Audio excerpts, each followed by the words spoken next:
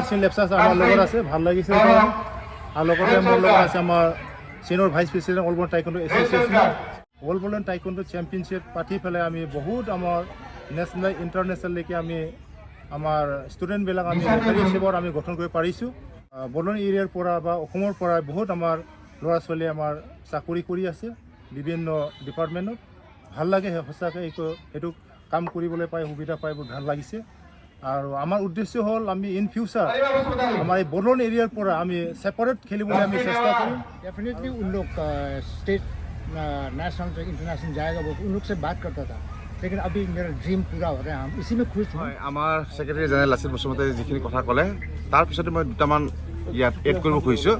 আমি সুদীৰ্ঘ 1993 চনৰ পৰা যেতিয়া BSC আছিল, বড়োলেণ্ড অট'নমাছ কাউন্সিল, তেতিয়াই আমি কিন্তু দিল্লীত অল ইণ্ডিয়া টাইকোণ্ডো ফেডাৰেশ্যনৰ আণ্ডাৰত ছেপাৰেট খেলিছিলোঁ নেশ্যনেল। সেইটো হ'ল টাইকোণ্ডোৰ ক্ষেত্ৰত।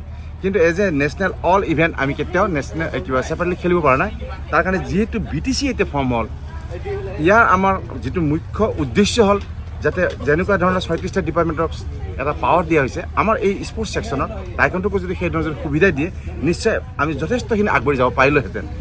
আৰু আপোনালোকক জনাই থওঁ, আজি 2007 আৰু 2008 তেতিয়া আমাৰ বড়োলেণ্ডৰ এটা অলিম্পিক এছ'চিয়েশ্যন ফৰ্ম হৈছিলে, কমিটি এটা ফৰ্ম হৈছিলে।